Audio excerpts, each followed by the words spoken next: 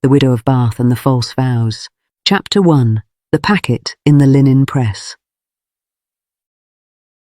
Bath in winter had a bright, merciless polish. Honey-coloured stone washed clean by rain, candlelight thrown hard against mirrors, and society moving like a single watchful creature. In the pump room, where the waters were taken and reputations tested, a widow was never merely a widow. She was an entertainment, a warning, and, if she carried any fortune, a target. Mrs. Eleanor Harrowell carried only her name, her composure, and the quiet authority of a woman who had learned to endure without collapsing in public. "Eyes down," her aunt, Mrs. Selwyn, murmured as they entered the pump room. "Drink the water, smile at Lady Theodora, and do not give Mrs. Crispin a fresh paragraph." Eleanor accepted the glass and sipped, tasting minerals and patience. Around them, the room thrummed with polite voices. Fans rose and fell like wings. The season's gossip moved faster than the musicians. Then the current shifted. A gentleman entered with the stillness of someone used to being obeyed. He was spare, dark-haired, plainly but impeccably dressed, every line of him suggesting restraint rather than display. His expression held a calm severity that made people unconsciously step out of his way. Mrs. Selwyn's mouth tightened. "That is Mr. Gideon Hargreaves, the magistrate." Eleanor glanced and met his gaze by accident. He did not smile, did not bow, did not perform admiration. He looked at her as if he were weighing a fact, then looked away. The dismissal pricked her pride more than it should have. A moment later, Mr. Pembroke approached, handsome in the polished fashion of men who never misplaced their confidence. "Mrs. Harrowell," he said, bowing with a warmth that carried something proprietary, "how relieved I am to see you supported." "I am standing," Eleanor replied mildly. "That is generally sufficient support." He laughed, as if charmed. "There are whispers, you know, matters of business that sometimes pursue a family after bereavement, promissory notes, unpaid debts. I would hate for you to be surprised." Eleanor's stomach tightened, though her face stayed composed. Thomas Harrowell had been careful with money. He had said so, and she had believed him. Bath's sympathy was never free of appetite, but this felt less like pity than the first tug of a net. Mrs. Selwyn stepped in. "Mr. Pembroke, if you must speak of debts, do it to your tailor." Mr. Pembroke bowed, smiling. "Only concern, ma'am, only prudence." His gaze flicked, quick, satisfied, to Mr. Hargreaves at the far side of the room, as if pleased to have drawn attention. Eleanor followed that glance and found Mr. Hargreaves watching them. His expression did not change, yet his eyes sharpened as though he had caught a scent. That afternoon, in their lodgings, Eleanor went to the linen press for fresh sheets and discovered a ribbon-bound packet tucked behind folded linen, too carefully hidden to be accidental. She carried it to the sitting room as if it were fragile glass. Mrs. Selwyn untied the ribbon and unfolded the first note. Silence thickened. The signature at the bottom was Thomas's name. "There are several," Mrs. Selwyn said, voice quiet with anger, "and some are dated after his death." Eleanor felt the room tilt. Paper could not be violent. It could only be ruinous. She thought of Mr. Pembroke's concern and tasted bitterness. A brisk knock interrupted them. The maid announced Mr. Hargreaves. He entered with correct politeness, his presence altering the air at once. His gaze landed on the packet as though he had expected it. "Forgive the intrusion," he said. "Rumour has begun to gather. I prefer, when I can, to prevent it from doing harm." "Rumour is not governed by men," Eleanor said before she could stop herself. "It is governed by women with tongues. And by men who provide them material," Mr. Hargreaves returned, unruffled. Mrs. Selwyn placed the packet on the table. "Then see it, sir, and tell us what you make of it." Mr. Hargreaves examined the notes without touching them more than necessary. His face remained controlled, but Eleanor watched the slight narrowing of his eyes. Some appear genuine, he said. Some do not, and some would make your husband seem careless. Eleanor's throat tightened. He was not careless. I have not said he was, Mr. Hargreaves replied, only that someone wishes him to appear so. He looked up. Mrs. Harrowell, if Mr. Pembroke, or anyone, holds copies of these, they may attempt a public claim. Not loud, not violent. A whisper repeated until it becomes verdict. Eleanor's hands went cold. And what would you have me do? Hide until the town tires of me? I would have you stand where they cannot easily reach you, he said. And where is that? She demanded. Under an attention that cannot be treated as improper, he answered. A practical arrangement, public escort, public civility, the appearance of an understanding. A courtship, Eleanor said flatly. The appearance of one, he corrected. It will chill the predators and buy time to examine the notes properly. Eleanor stared at him, furious at the cleverness, furious at the necessity. And what do you gain by spending your reputation on me? He paused, just long enough that she knew she had struck something real. I gain the satisfaction of preventing injustice, he said at last, and I dislike men who hunt grief for sport. Eleanor's pride wanted to refuse. Her reason, sharpened by widowhood, saw the trap closing. Very well, she said, but I will not be managed like a case file. Mr. Hargreaves inclined his head. Then be allied, not managed. Outside, Bath's winter wind pressed against the glass as if it wished to listen. That evening Mr. Hargreaves requested the first dance. Eleanor attended. Chapter 2. False Vows in Bright Rooms. The assembly rooms blazed with candlelight and advantage. Eleanor entered in sober black with only modest trimming, enough to satisfy propriety without surrendering herself to it. Mrs. Selwyn hovered like a sentinel. Mr. Hargreaves met Eleanor at the edge of the room. His bow was correct, his expression controlled. I promised the first set, he said. And I promised to attend, Eleanor replied, offering her hand. They moved into the line. Eleanor felt eyes sharpen toward them, felt the story quicken in the air. Magistrate and widow, rescue and scandal in equal measure. The dance itself was faultless. Mr. Hargreaves danced as he did everything, precise, spare of flourish. Eleanor, skilled enough to hide nerves behind grace, matched him step for step. You look as though you are bracing for trial, she murmured as they turned. I dislike spectacle, he said. Then why place yourself within it? Because you are in it, he answered.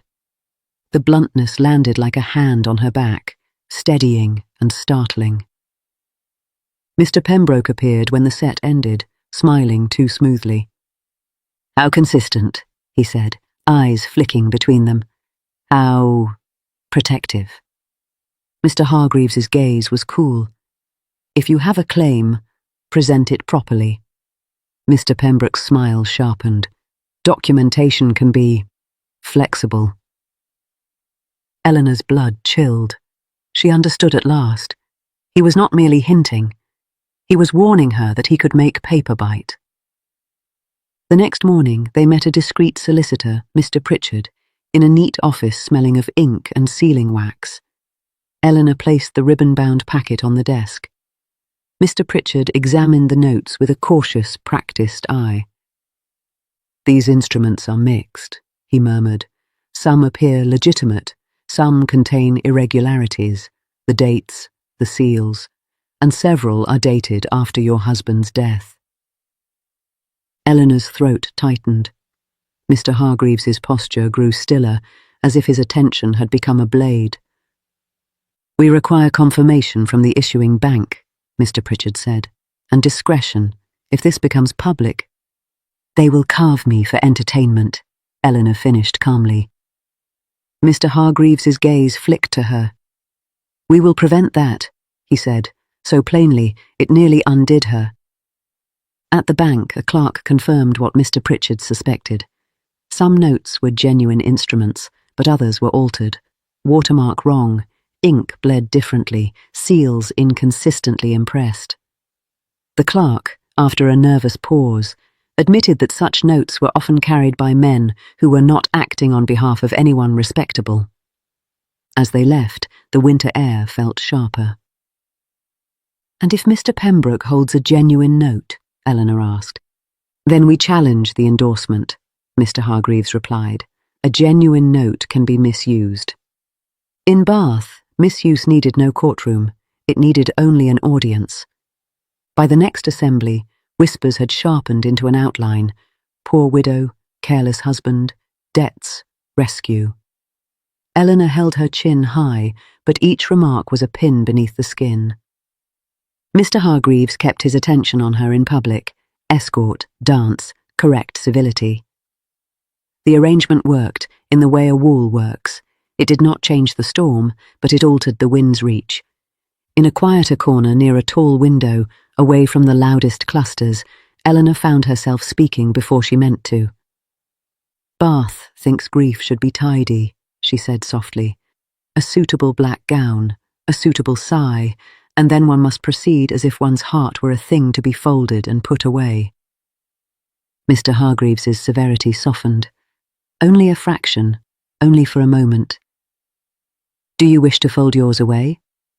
"No," Eleanor said, and the answer surprised her with its steadiness. "I wish to live without being punished for having lived before." His gaze held hers with something like respect. Then, in the simplest gesture, he adjusted the angle of his body so that passing eyes could not so easily intrude upon her face. The motion was not intimate in any improper sense, yet it felt like privacy granted. A quiet intimacy, offered without ceremony. 2 days later, the midpoint twist arrived as if it had always been waiting. The bank clerk pointed out a numbering pattern and watermark sequence that did not belong to private lending at all. The paper was the sort used in official circulation, handled by clerks, offices, men with stamps. Eleanor's mind clicked into place. "Someone has fed debts into the world," she murmured. "As if it were commerce." Mr. Hargreaves's eyes narrowed. "And someone has used an official seal badly," he said. Eleanor remembered one note in particular, its wax impression blurred, double-pressed, clumsy. She felt for the first time in weeks a thread she could pull. But Bath, as always, demanded a price for momentum. Chapter 3. A Dark Interval. The town's interest turned sharper as it sensed bloodless catastrophe. Eleanor heard her name in murmurs that ended when she approached. She caught Mrs. Crispin offering sympathy that sounded like relish. Mr. Pembroke moved through rooms with a smug patience, as if he had already won. Mr. Hargreaves's investigation drew attention of its own. A magistrate's interest was never invisible. Eleanor began to see how men could be controlled without chains, by hinting that their authority depended on pleasing the right voices. Then the blow fell, not by confrontation, but by paper. A note arrived at Eleanor's lodgings, sealed and correct. "Madam," it read, "in the interest of public confidence, I must request that you refrain from appearing with me in public until these matters are settled. My office cannot be associated with irregularity. G. Hargreaves." Eleanor read it twice. The words did not change. They only cut deeper on repetition. Mrs. Selwyn flared like a struck match. "He proposes to protect you by abandoning you." Eleanor's pride rose, stiff and furious. Her heart, betrayed by its own new expectations, ached with a quieter pain she would not name aloud. "It is his office," Eleanor said, voice tight. "His comfort," Mrs. Selwyn spat. "Men always choose it." Eleanor wanted to agree. Agreement would have been easier than disappointment. Yet she could not forget the steadiness of his gaze, the way he had positioned himself to grant her privacy without touching her, the blunt promise, "We will prevent that," that had sounded like shelter. Bath wasted no time. Within a day, the talk shifted. Perhaps the magistrate had discovered something damning. Perhaps he withdrew because the widow's affairs were worse than suspected.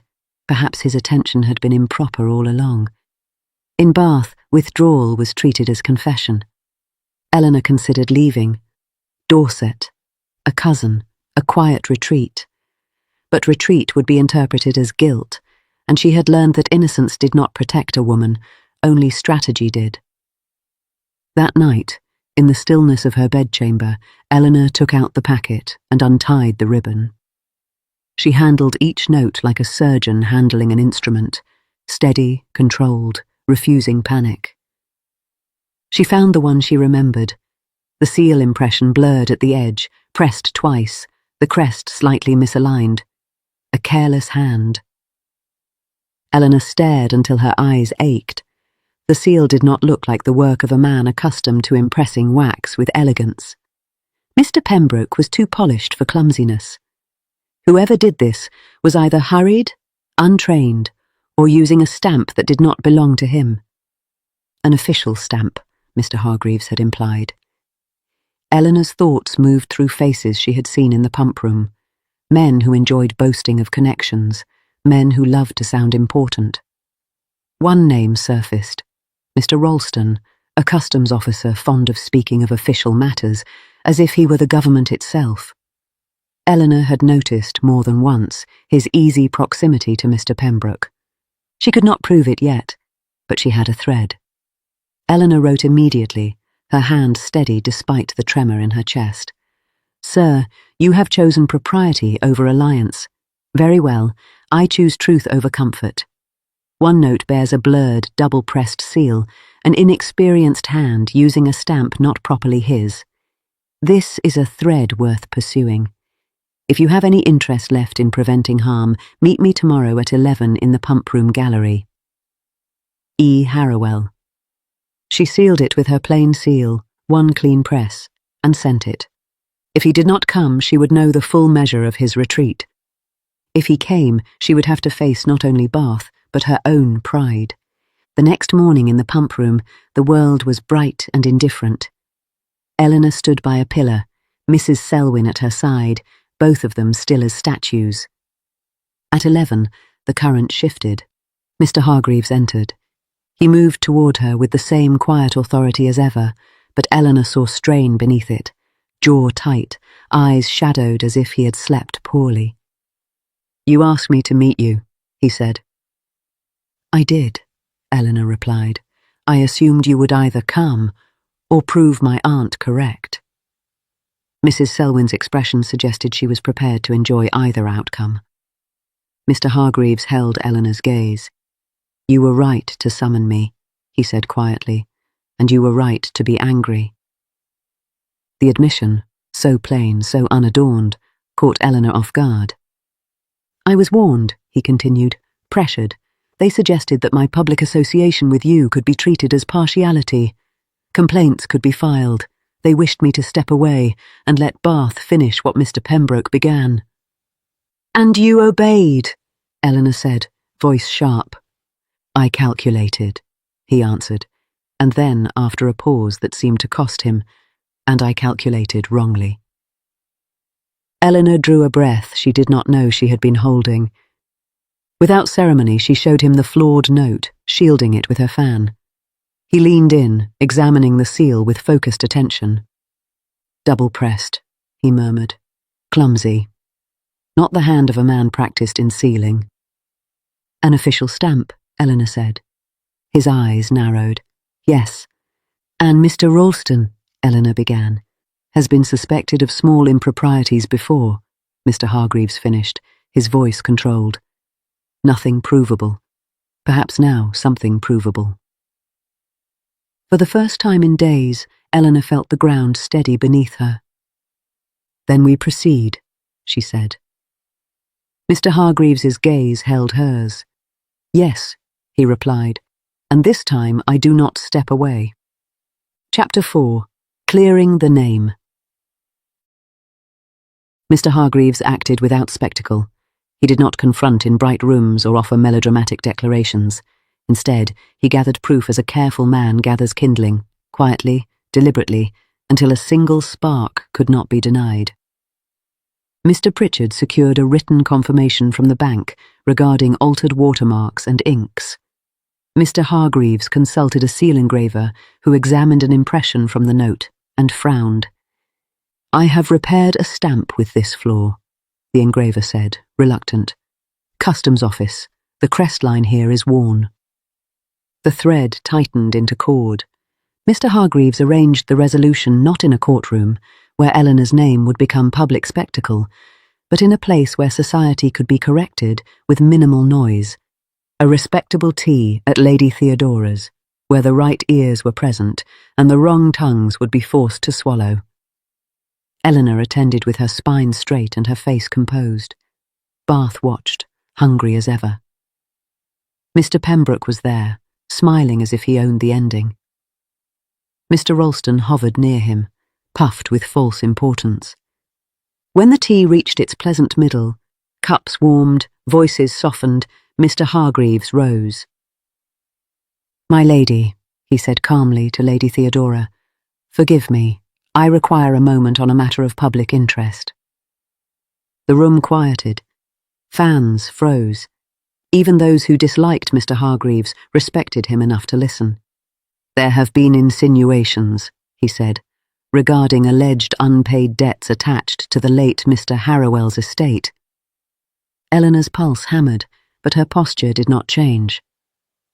"It has been my duty," Mr. Hargreaves continued, "to examine whether such claims have any lawful foundation and whether falsified instruments have been used to harass a widow."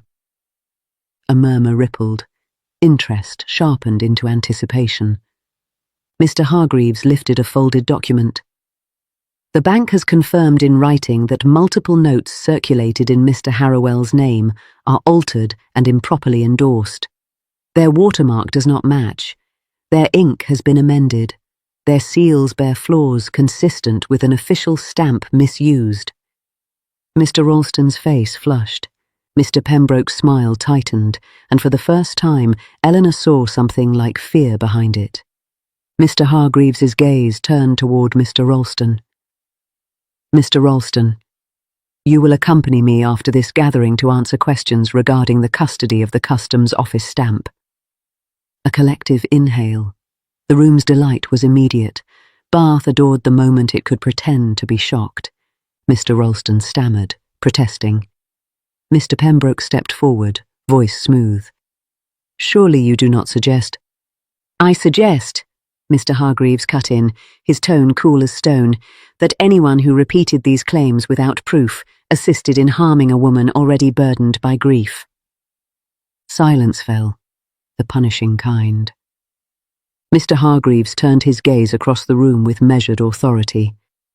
"Mrs. Harrowell's name is cleared," he said. "Any further insinuation will be treated as malicious." Lady Theodora recovered first, as experienced hostesses do. She fluttered into sympathy, offering Eleanor cake and warmth. Mrs. Crispin's mouth opened and closed, suddenly uncertain where to place her tongue. Mr. Pembroke bowed stiffly and withdrew, his retreat swift, his charm abandoned. Bath would later whisper that he had left for business. Eleanor knew better. Men like Mr. Pembroke fled consequences when charm failed. Mr. Ralston, confronted with evidence, confessed to borrowing the stamp for favours and money, believing himself clever enough to profit without being caught. He had supplied altered instruments. Mr. Pembroke had purchased them and spread them, confident the widow would crumble before she could fight.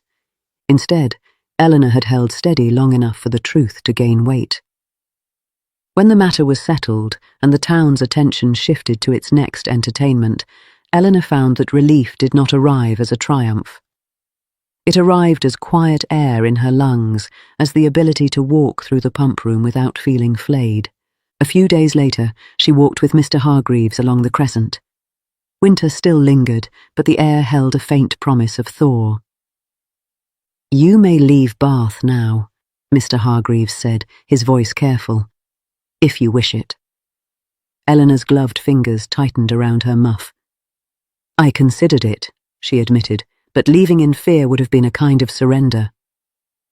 He nodded, as if the answer pleased him more than he would say. This began, he said quietly, as a practical arrangement. Eleanor's chest tightened. Yes. And you called it false vows. She met his gaze, stubborn. Because it was false. A pause. His expression softened. Not into sentiment, but into something steadier. I withdrew, he said, because men pressed upon my office. They wanted me to abandon you to the story they had written. I did it for a day and discovered I could not stomach it. Eleanor's throat tightened. You calculated wrongly, she said.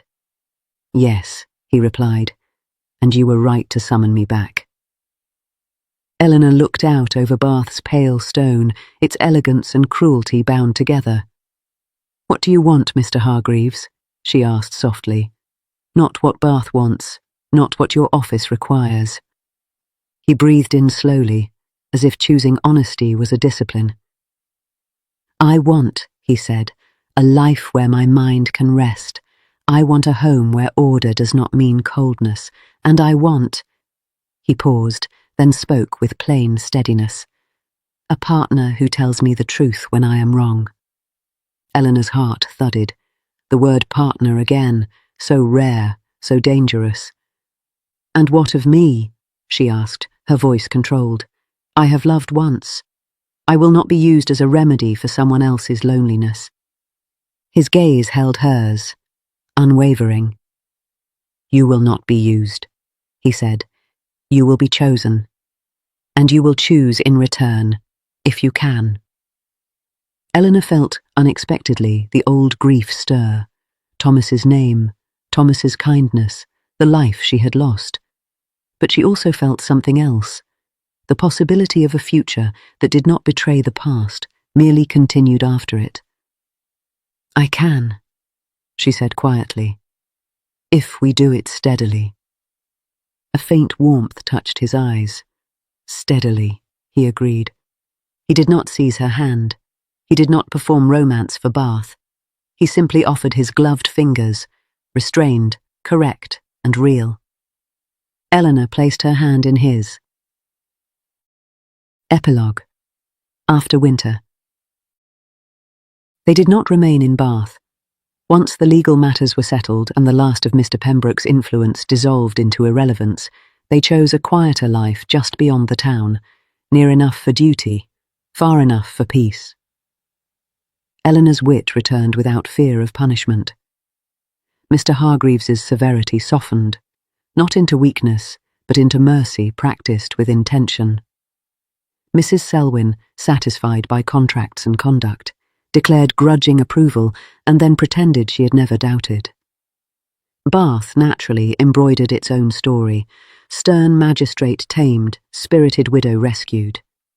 Eleanor and Gideon let it speak. They had learned that the truest vows were not the ones performed beneath chandeliers. They were the ones kept, day by day, in the quiet after winter. And in that quiet, their devotion proved itself real, not because it was loud, but because it endured. The end. Thank you, dear reader of the Regency Gazette, for joining us in another tale of love, intrigue, and whispered ballroom secrets. If today's romance delighted you, kindly bestow a like upon this video. It helps our Gazette reach more lovers of Regency storytelling. For weekly journeys into dukes, debutantes, scandals, and slow-burning devotion, please subscribe.